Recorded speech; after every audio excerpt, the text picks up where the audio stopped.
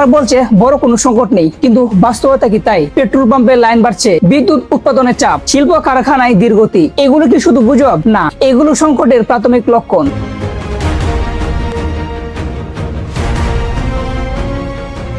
আমরা অনেক সময় সমস্যাকে দেরিতে বুঝি, আর যখন বুঝি তখন অনেক দেরি হয়ে যায়। বাংলাদেশের তেলের নিজস্ব উৎপাদন খুবই কম। আমরা নির্ভর করি আমদানির উপর। মিডল ইস্ট প্রধান উৎস। যখন সেখানে যুদ্ধ হয়, সরবরাহ কমে যায়, পরিবহন ঝুঁকিপূর্ণ হয়, আর দাম বেড়ে যায়। এটাই হচ্ছে বর্তমান সংকটের মূল কারণ।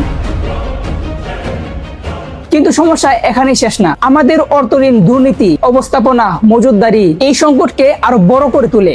ইরান যুদ্ধ শুধু একটি দেশের যুদ্ধ নয়, এটা একটা পুরো একটা মিডল ইস্টের অস্থিরতা। অয়েল সাপ্লাইতে চায়না ঝুঁকি, গ্লোবাল মার্কেট অস্থির। এই যুদ্ধ যদি দীর্ঘ হয়, বিশ্ব অর্থনীতি ক্ষতিগ্রস্ত হবে। বাংলাদেশ সরাসরি প্রভাবিত হবে, কারণ আমরা একটি আমদানি নির্ভর দেশ।